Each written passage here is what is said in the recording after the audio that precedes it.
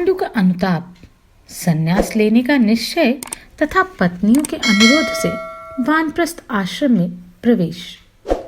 वैशंपायन जी कहते हैं, जन्मेजय, उन मृग रूपी मुनि को मरा हुआ छोड़कर राजा पांडु जब आगे बढ़े तब पत्नी सहित शोक और दुख से आतुर हो अपने सगे भाई बंधु की भांति उनके लिए विलाप करने लगे तथा अपनी भूल पर पश्चाताप करते हुए कहने लगे, खेद की बात है कि श्रेष्ठ पुरुषों के उत्तम कुल में उत्पन्न मनुष्य भी अपने अंतःकरण पर वश न होने के कारण काम के फंदे में फंसकर विवेक खो बैठते हैं और अनुचित कर्म करके उसके द्वारा भारी दुर्गति में पड़ जाते हैं। हमने सुना है, सदा धर्म में मन लगाए रहने वाले महाराज शांतनु से जिनका जन्म हुआ था, वे मेरे पिता विचित्र वीर्य भी काम भोग में आसक्त चित होने के कारण ही छोटी अवस्था में ही मृत्यु को प्राप्त हो गए। उन्हीं कामासक्त नरेश की पत्नी से वाणी पर संयम रखने वाले ऋषि प्रवर साक्षात भगवान कृष्ण द्वैपायन ने मुझे उत्पन्न किया है। मैं शिकार के पीछे दौड़ता रहता हूँ। मेरी इसी अनीति के कारण जान पड़ता है देवताओं ने मुझे त्याग दिया। इसीलिए तो ऐसे विशुद्ध वंश में उत्पन्न होने पर भी आज व्यसन में फंसकर मेरी यह बुद्धि इतनी नीच हो गई। अतः अब मैं इस निश्चय पर पहुंच रहा हूं कि मोक्ष के मार्ग पर चलने से ही अपना कल्याण है। स्त्री पुत्र आदि का बंधन ही सबसे महान दुख है। आज से मैं अपने पिता वेदव्यास जी की उस उत्तम वृत्ति का आश्रय लूंगा जिससे पुण्य का कभी नाश नहीं होता। मैं अपने शरीर और मन को निस्संदेह अत्यंत कठोर तपस्या में लगाऊंगा। इसलिए अब अकेला, स्त्री रहित और एकाकी सेवक आदि से भी पृथक रहकर एक एक वृक्ष के नीचे फल की भिक्षा मांगूंगा। फिर सिर मुंडाकर मौनी सन्यासी हो इन वानप्रस्थियों के आश्रमों में विचरूंगा। उस समय मेरा शरीर धूल से भरा होगा और निर्जन एकांत स्थान में मेरा निवास होगा, अथवा वृक्षों का तल ही मेरा निवास गृह होगा। मैं प्रिय एवं अप्रिय सब प्रकार की वस्तुओं को त्याग दूंगा। ना मुझे किसी के वियोग का शोक होगा और ना किसी की प्राप्ति या संयोग से हर्ष ही होगा। निंदा और स्तुति दोनों मेरे लिए समान होंगी। ना मुझे आशीर्वाद की इच्छा होगी ना नमस्कार की। मैं सुख दुख आदि द्वंद्वों से रहित और संग्रह परिग्रह से दूर ही रहूंगा। ना तो किसी की हंसी उड़ाऊंगा और ना क्रोध से किसी पर भौहें टेढ़ी करूंगा। मेरे मुख पर प्रसन्नता छाई रहेगी तथा सदा सब भूतों के हित साधन में संलग्न रहूंगा। स्वेदज, उद्भिज, अंडज और जरायुज, चार प्रकार के जो चराचर प्राणी हैं, उनमें से किसी की भी हिंसा नहीं करूंगा। जैसे पिता अपनी अनेक संतानों में सर्वदा सद्भाव रखते हैं, उसी प्रकार समस्त प्राणियों के प्रति मेरा सदा समान भाव होगा। मैं केवल एक समय वृक्षों से भिक्षा मांगूंगा, अथवा यह संभव ना हुआ तो 10-5 घरों में घूमकर भिक्षा ले लूंगा, अथवा यदि भिक्षा मिलनी असंभव हो जाए तो कई दिन तक उपवास ही करता चलूंगा। भोजन थोड़ा थोड़ा ही करूंगा। ऊपर बताए हुए एक प्रकार से भिक्षा ना मिलने पर ही दूसरे प्रकार का आश्रय लूंगा। ऐसा तो कभी ना होगा कि लोभवश दूसरे बहुत से घरों में जाकर भिक्षा लूं। यदि कहीं कुछ ना मिला तो भिक्षा की पूर्ति के लिए 7 घरों पर फेरी लगा लूंगा। यदि मिला तो और ना मिला तो दोनों ही दशाओं में समान दृष्टि रखते हुए भारी तपस्या में लगा रहूंगा।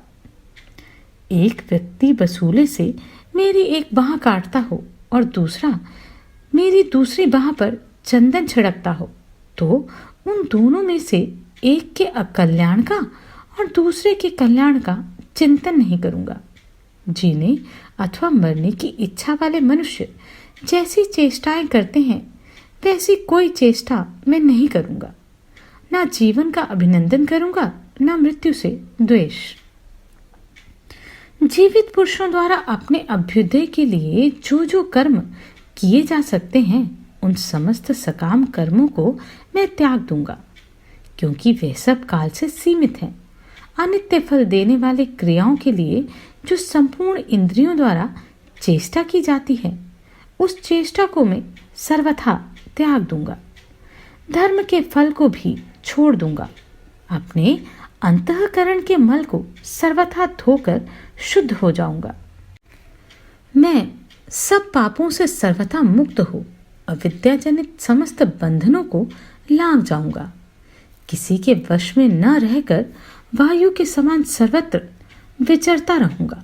सदा इस प्रकार की धृति अर्थात धारणा द्वारा उक्त रूप से व्यवहार करता हुआ भयरहित मोक्ष मार्ग में स्थित होकर इस देह का विसर्जन करूंगा। मैं संतान उत्पादन की शक्ति से रहित हो गया हूँ। मेरा गृहस्थाश्रम संतान उत्पादन आदि धर्म से सर्वथा शून्य है और मेरे लिए अपने वीर्य क्षय के कारण सर्वथा शोचनीय ही रहता है। अतः इस अत्यंत दीनतापूर्ण मार्ग पर अब मैं नहीं चल सकता।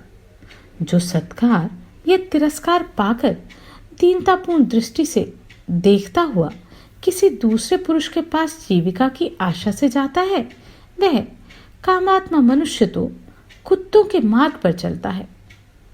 वैशंपायन जी कहते हैं, जन्मेजय यूं कहकर राजा पांडु अत्यंत दुख से आतुर हो लंबी सांस खींचते और कुंती और माद्री की ओर देखते हुए उन दोनों से इस प्रकार बोले, देवियों, तुम दोनों हस्तिनापुर को लौट जाओ और माता अंबिका, अंबालिका, भाई विदुर, संजय, बंधुओं सहित राजा धृतराष्ट्र, दादी सत्यवती, चाचा भीष्म जी, राजपुरोहितगण, कठोर व्रत का पालन तथा सोमपान करने वाले महात्मा ब्राह्मण तथा वृद्ध पुरुवासी जन आदि जो लोग वहां हम लोगों के आश्रित होकर निवास करते हैं, उन सबको प्रसन्न करके कहना, राजा पांडु सन्यासी होकर वन में चले गए।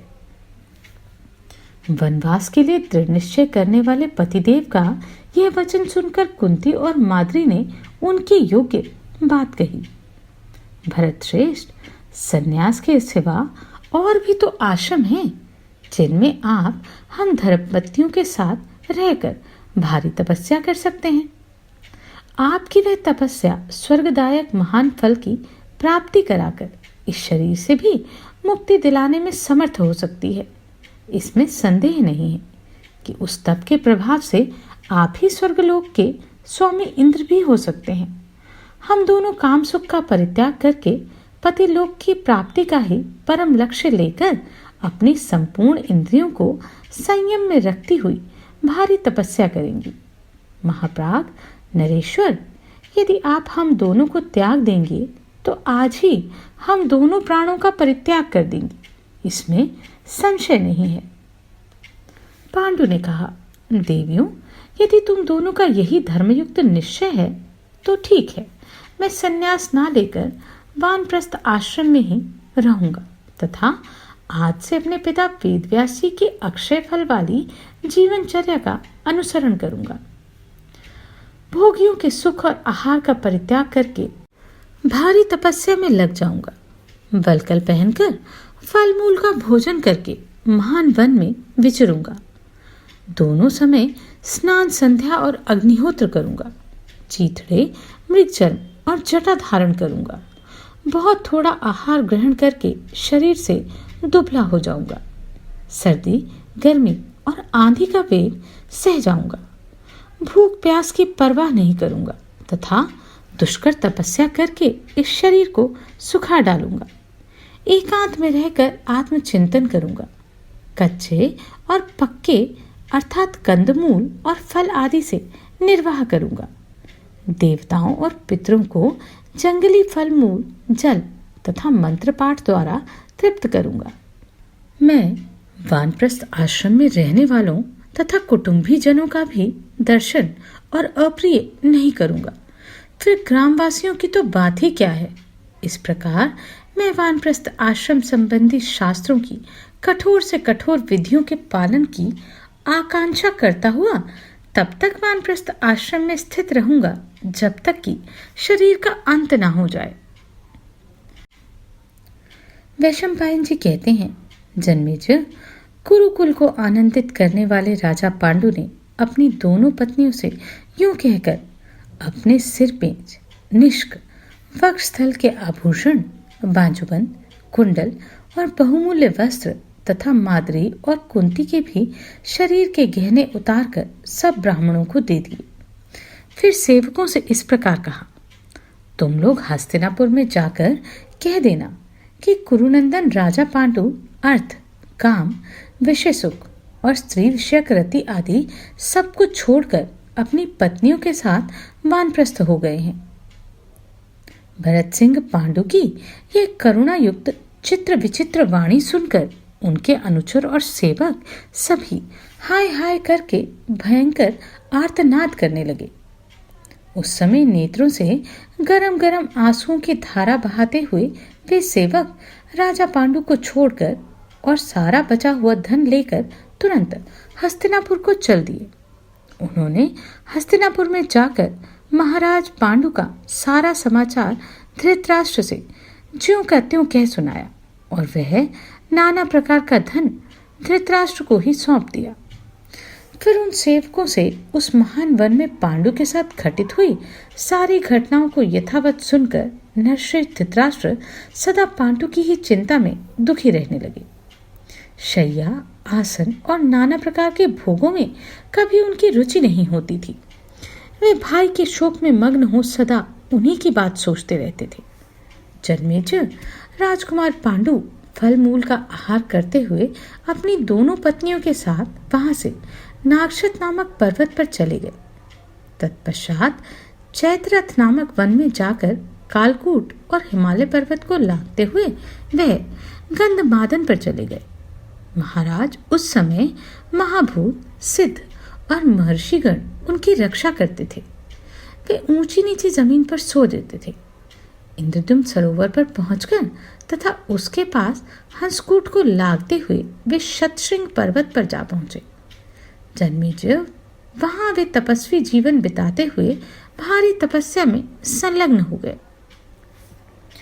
वैशंपायन जी कहते हैं, जन्मेजय, वहां भी श्रेष्ठ तपस्या में लगे हुए पराक्रमी राजा पांडु सिद्ध और चारणों के समुदाय को अत्यंत प्रिय लगने लगे।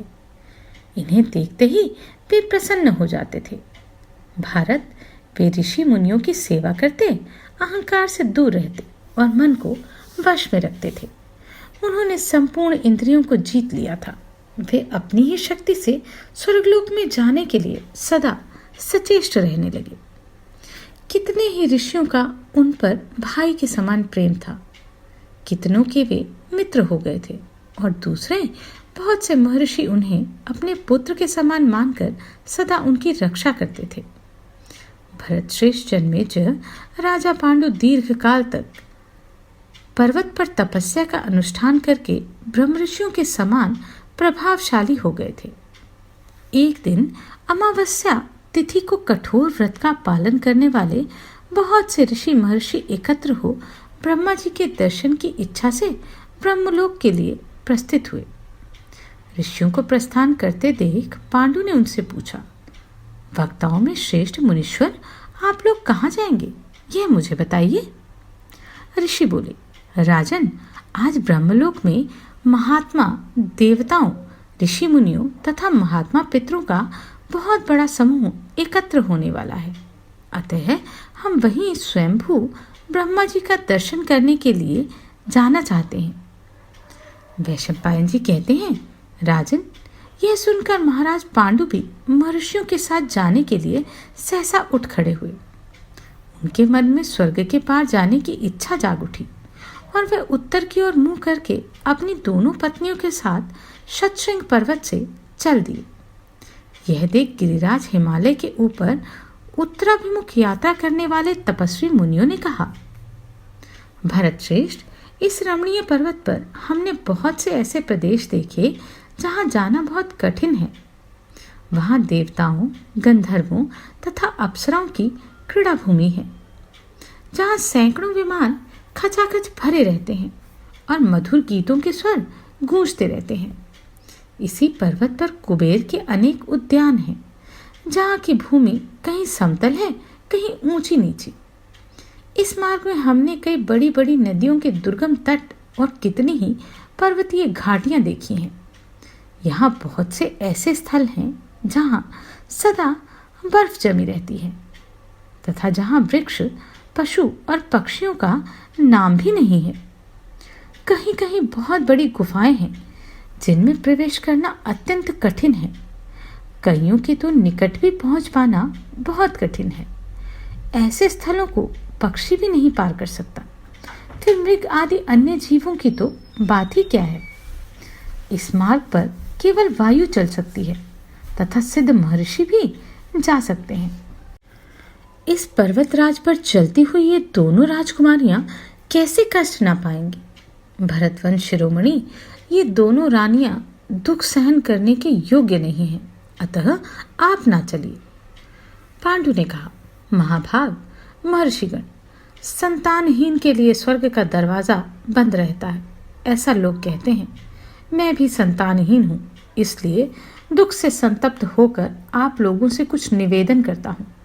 तपोधनों, मैं पितरों के ऋण से अब तक छूट नहीं सका हूँ, इसलिए चिंता से संतप्त हो रहा हूँ।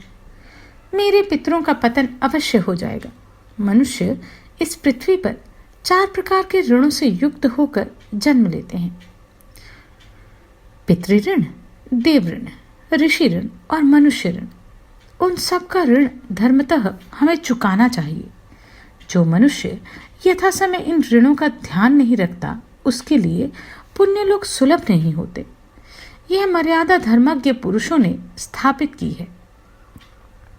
यज्ञों द्वारा मनुष्य देवताओं को तृप्त करता है, स्व अध्याय और तपस्या द्वारा मुनियों को संतोष दिलाता है, पुत्रोत्पादन और श्राद्ध कर्मों द्वारा पितरों को तथा दयापूर्ण बर्ताव द्वारा वह मनुष्यों को संतुष्ट करता है। मैं धर्म की दृष्टि से ऋषि, देव तथा मनुष्य, इन तीनों ऋणों से मुक्त हो चुका हूँ। अन्य अर्थात पितरों के ऋण का नाश तो इस शरीर के नाश होने पर भी शायद ही हो सके। तपस्वी मुनियों में अब तक पितृ ऋण से मुक्त न हो सका हूँ। इस लोक में श्रेष्ठ पुरुष पितृ ऋण से मुक्त होने के लिए संतान उत्पत्ति का प्रयत्न करते और स्वयं ही पुत्र रूप में जन्म लेते हैं। जैसे मैं अपने पिता के क्षेत्र में महर्षि व्यास द्वारा उत्पन्न हुआ हूँ, उसी प्रकार मेरे इस क्षेत्र में भी कैसे संतान की उत्पत्ति हो सकती है। ऋषि बोले, धर्मात्मा नरेश, तुम्हें पाप रहित देवोपम शुभ संतान होने का योग है। ये हम दृढ़ दृष्टि से देख सकते हैं। नरव्याग, भाग्य ने जिसे दे रखा है उस फल को प्रयत्न द्वारा प्राप्त कीजिए। बुद्धिमान मनुष्य व्यग्रता छोड़कर बिना कलेश के ही अभिष्ट फल को प्राप्त कर लेता है। राजन, आपको उस दृष्ट फल के लिए प्रयत्न करना चाहिए। आप निश्चय ही गुणवान और हर्षोत्पादक संतान प्राप्त करेंगे। वैशंपायन जी कहते हैं, जन्मेजय, तपस्वी मुनियों का ये वचन सुनकर राजा पांडु बड़ी सोच विचार में पड़ गए। वे जानते थे कि मृग रूपधारी मुनि के शाप से मेरा संतान उत्पादन विषयक पुरुषार्थ नष्ट हो चुका है। एक दिन वे अपनी यशस्वती धर्मपत्नी कुंती से एकांत में इस प्रकार बोले, देवी, ये हमारे लिए आपत्तिकाल है। इस समय संतान उत्पादन के लिए जो आवश्यक प्रयत्न हो उसका तुम समर्थन करो। संपूर्ण लोकों में संतान ही धर्ममय प्रतिष्ठा है। कुंती, सदा धर्म का प्रतिपादन करने वाले धीर पुरुष ऐसा ही मानते हैं। संतानहीन मनुष्य इस लोक में यज्ञ, दान, तप और नियमों का भली भांति अनुष्ठान कर ले तो भी उसके लिए हुए सब कर्म पवित्र नहीं कह सकते। पवित्र मुस्कान वाली कुंती भोज कुमारी इस प्रकार सोच समझकर, मैं तो यही देख रहा हूँ कि संतानहीन होने के कारण मुझे शुभ लोगों की प्राप्ति नहीं हो सकती। मैं निरंतर इसी चिंता में डूबा रहता हूँ। मेरा मन अपने वश में नहीं। मैं क्रूरतापूर्ण कर्म करने वाला हूँ, भीरू। इसलिए मृग के शाप से मेरा संतान उत्पादन शक्ति उसी प्रकार नष्ट हो गई जिस प्रकार मैंने उस मृग का वध करके उनके मैथुन में बाधा डाली थी। पृथे, धर्मशास्त्र में ये आगे बताए जाने वाले 6 पुत्र बंधुदायक कहे गए हैं, जो कुटुंबी होने से संपत्ति के उत्तराधिकारी होते हैं। 6 प्रकार के पुत्र अबंधुदायक, जो कुटुंबी ना होने पर भी उत्तराधिकारी बताए गए हैं। इन सब का वर्णन मुझसे सुनो।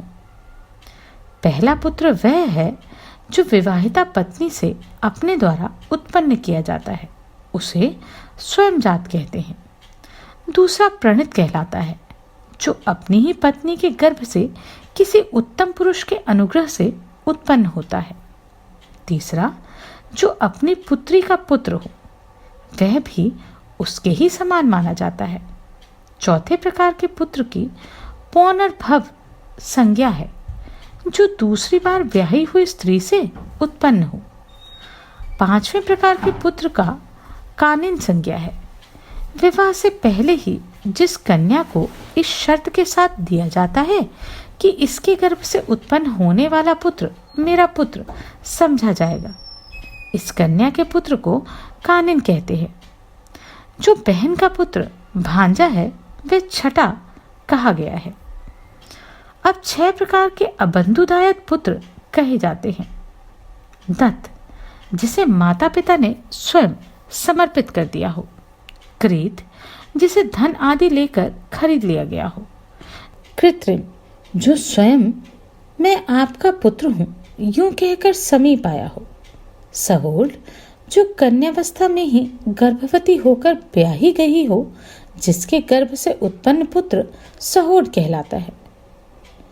ज्ञातिरेता, अपने कुल का पुत्र तथा अपने से हीन जाति के स्त्री के गर्भ से उत्पन्न हुआ पुत्र, ये सभी अबंधुदायक हैं। इनके पूर्व के अभाव में ही दूसरे पुत्र की अभिलाषा करें। आपत्ति काल में नीची जाति के पुरुष श्रेष्ठ पुरुष से भी पुत्रोत्पत्ति की इच्छा कर सकते हैं। पृथे, अपने वीर्य के बिना भी मनुष्य किसी श्रेष्ठ पुरुष संबंध से श्रेष्ठ पुत्र प्राप्त कर लेते हैं और वह धर्म का फल देने वाला होता है। यह बात स्वयंभू मनु ने स्वयं कही है। अतः यशस्विनी कुंती, मैं स्वयं संतान उत्पादन की शक्ति से रहित होने के कारण तुम्हें आज दूसरे के साथ भेजूंगा। तुम मेरे सदृश अथवा मेरी अपेक्षा भी श्रेष्ठ पुरुष से संतान प्राप्त करो।